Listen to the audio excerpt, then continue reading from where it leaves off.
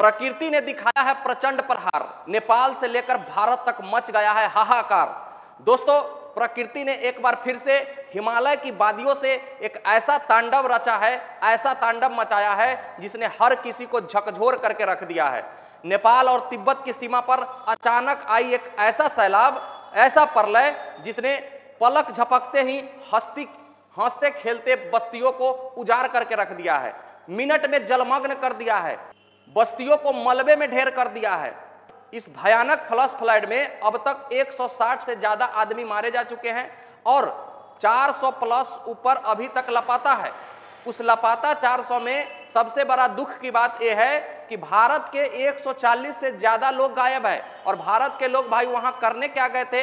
तो भारत के लोग या तो पर्यटक बनकर वहां गए थे या तो किसी काम के सिलसिले में गए थे।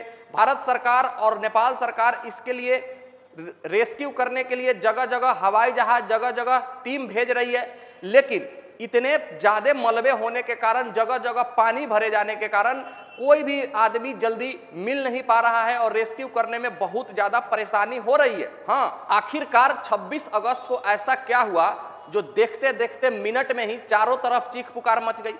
क्या यह सिर्फ भूकंप था या कोई इसमें राज छुपा हुआ है?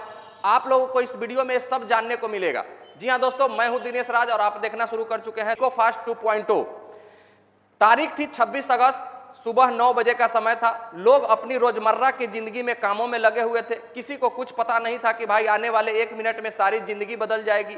तभी ही तिब्बत की तरफ से आने वाली भटकोसी नदी का जलस्तर अचानक से कई गुना बढ़ने लग गया। पानी की रफ्तार इतनी तेज हो गई थी कि लोगों को संभलने तक का मौका नहीं मिला। अचानक जैसे बंदूक से गोली छूटती है उस प्रकार उस नदी में पानी का बौछार होने लगा और 1 मिनट के अंदर कितने बिल्डिंग, कितने घर, गाड़ी घोड़े, गाड़ियां, लोग, इंसान, सड़कें सभी मलबे में बदल गया। सभी बह गए उस सैलाब में। तरीके से जलमग्न हो गया पूरा का पूरा नेपाल का रसुआ जिले के इमरे और स्यापुरु जो बस्ती है वो सब मिनट में जलमग्न हो गया। मिनट में ताश की पत्तों की तरह उलझ गया, ताश की पत्तों की तरह बिखर गया। और ये सिर्फ नेपाल तक ही सीमित नहीं रहा, त्रिशूल नदी जो निचले स्तर से बहती है उसके रास्ते होते हुए भारत में भी आने का पूरा प्रयास है। और 36 जो गेट थे उस सबको खोल दिया गया है, जिसके कारण भारत के यूपी और बिहार के सटे जितने जिले हैं नेपाल से उस सबको हाई अलर्ट जारी कर दिया है कि भारत वाले भी आप लोग तैयार रहिए इस त्रासदी के लिए। ये भाई साहब, भारत और नेपाल के बीच में जो गहरा संबंध पहले से था, जिसके कारण भारत ने 10 टन राहत सामग्री नेपाल सरकार को भेजी है और वहां त्रासदी में फंसे हुए लोग को किसी तरीके से निकालने की कोशिश की जा रही है। नेपाल के प्रधानमंत्री बालेंद्र शाह ने भारत के प्रधानमंत्री नरेंद्र मोदी की बधाई दी है, सराहना की है कि भाई ये दोस्ती की मिसाल है कि इस त्रासदी वाली घड़ी में आपने हमको 10 मीट्रिक टन अनाज या जो कुछ भी राहत सामग्री है उन्होंने भेजा है और भारत पूरे मदद के लिए नेपाल सरकार को और नेपाल की जनता के लिए तैयार है। ऐसा त्रासदी आज तक कभी भी कहीं भी शायद नहीं हुआ होगा जो त्रासदी नेपाल में हुआ है और लोगों की इतनी जान गई है और अभी भी 400 से 500 लोग लापता है। लोगों से भी गुजारिश है कि जहां तक हो सके मदद करें, एक दूसरे की सहायता करें।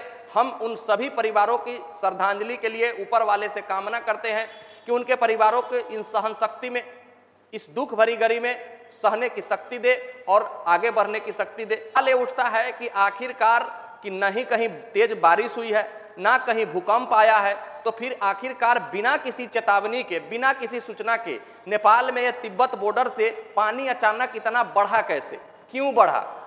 तो शुरुआती मीडिया रिपोर्ट्स की माने तो लोग तिब्बत के कुछ जगहों पर भूकंप आया था, जिसके मंजर देखने को मिला, एक सैलाब आया और एक दुर्घटना हुई है।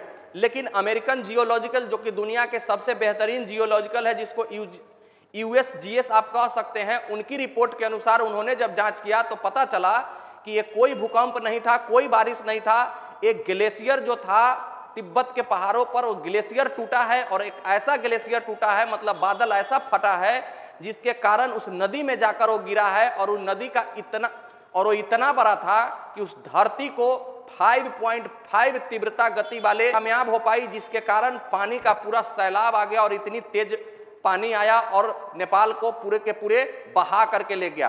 पूरे नेपाल में अभी पूरा त्राहीमाम लोग कर रहे हैं कि भाई हम जाए कहां, कैसे जाएं। बड़े बड़े बिल्डिंग से लेकर सड़कें हो या फिर कुछ भी हो, सबके सब ध्वस्त हो गए हैं, किसी का कुछ नहीं बचा है। लोग एक दूसरे को बचाने जा रहे हैं लेकिन बचा नहीं पा रहे हैं। अगर आप ये वीडियो फोटो देख रहे हैं या देख लेंगे वहां का मंजर, तो आपके रोंगटे खड़े हो जाएंगे। हम अभी वीडियो बना रहे हैं लेकिन हमारे रोंगटे खड़े हो रहे हैं, जो दृश्य हम लोगों ने देखा है। ऊपर वाले ना करे ऐसा कहीं भी हो। अब ग्लेशियर जो टूटा, 5.2 तीव्रता का मापन किया गया, रिकॉर्ड दर्ज किया गया, तो जिसके लिए धरती को हिलाने के लिए और पानी तेज बहाने के लिए वो काफी था। सबसे बड़ी बात है कि भाई साहब अभी मानसून का महीना चल रहा है, जिसके कारण पहाड़ पर ऑलरेडी पहले से पानी जमा हुआ था, पहले से पानी था। और जैसे ही उधर बहाव इतना तेज हुआ पानी का, जब ग्लेशियर टूटा तो सारे पहाड़ को, सारे बांध को, सारे तटबंध को तोड़ते हुए नेपाल को पूरा बहा करके भारत की तरफ बढ़ रही है। भारत में भी इसके लिए बिहार के कई जिले जैसे कि गोपालगंज, चंपारण, वेस्ट चंपारण, वैशाली, मुजफ्फरपुर, शिवहर और सीतामढ़ी को रेड अलर्ट जारी किया है कि आप लोग सतर्क रहिए और इससे लड़ने का आप लोग साहस रखिए कि हो सकता है इस जिलों में भी इसका प्रकोप पूरी तरीके से देखने को मिल सकता है आपको। रेस्क्यू टीम पूरी तरीके से लगी हुई है। भारत का जो 140 आदमी है नेपाल में जो फंसे हुए थे, अभी तक लापता है, जिनका कुछ पता नहीं है इस त्रासदी के बाद। सरकार चाह रही है कि किसी तरीके से उनको वापस लाया जाए घर, लेकिन कहीं भी भूमि दिख ही नहीं रहा है, हर जगह जलमग्न हो गया है। तो रेस्क्यू टीम को भी हवाई जहाज उतारने का भी जगह नहीं है, यहाँ तक कि इतना खतरनाक पानी आ गया है। तो उनको भी दिक्कत आ रही है कि भाई कैसे किसी चीज को हम आगे लेकर जाएं, कैसे किसी को रेस्क्यू करें। कोई आदमी छत पर है तो हेलीकॉप्टर पर चढ़ा करके रेस्क्यू किया जा रहा है, लेकिन जिसका पता नहीं है, कोई कहीं लाश गिरा हुआ है, कोई कहीं मरा पड़ा है। ये सब मंजर देख करके दिमाग के साथ साथ पूरा दिल हिल जा रहा है, झकझोर दे रहा है अंदर तक कि भाई ऐसा कभी ना हो। इसीलिए कहा जाता है कि भाई प्रकृति के साथ आप मत खेलिए कभी। प्रकृति आपदा हमेशा अपने आप को बैलेंस करती है। नेपाल में 1934 में आया था बाढ़, 1998 में बाढ़ आया था, और 2026 में ऐसा मंजर आया कि लगता है कि आधी नेपाल की जनसंख्या को इसी में ले डूबेगी। इतना खतरनाक बाढ़ है। अभी असम के लोग अभी बाढ़ से उबर ही रहे थे कि ये नेपाल में एक और नया घटना हो गया है, और नेपाल के लोग त्राहिमाम कर रहे हैं।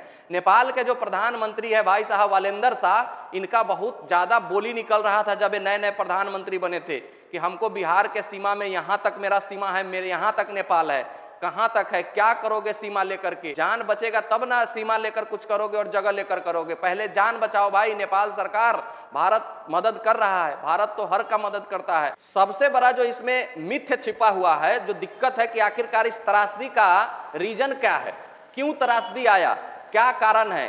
तो आपको याद हो या ना हो, 13 महीने पहले इसी जगह पर एक और छोटा मोटा भूकंप आया था। तो यूएसजीएस जो अमेरिकन जियोलॉजिकल है, उन्होंने इस पर रिपोर्ट दिया था, उन्होंने इसकी जांच अच्छी तरीके से किया था और कहा था कि आने वाले 6 महीने, साल भर, 2 महीने में फिर से एक ऐसा त्रासदी आएगा जिससे आप परेशान हो जाइएगा, आपको संभलने तक का मौका नहीं मिलेगा। चीन सरकार को भी बोला, नेपाल सरकार को भी बोला, लेकिन किसी के कानों पर कोई जू नहीं रेंगा। और उसका कारण यह हुआ कि आज फिर से 13 महीने बाद इतने लोगों की जान गई है और ये त्रासदी हुई है और कोई नहीं बच पाया है, और अभी भी 400 से 500 लोग लापता है। इसका जिम्मेवार कौन है? नेपाल सरकार है या चीन सरकार है? जो पहले जब साइंटिस्ट ने इसकी व्याख्या कर दी थी, इसकी जानकारी दे दी गई थी कि ऐसा हो सकता है, फिर भी आप लोगों ने नहीं सुना। तो इसका सीधा सीधी आप जिम्मेवार है, चीन सरकार और नेपाल सरकार, इस त्रासदी का।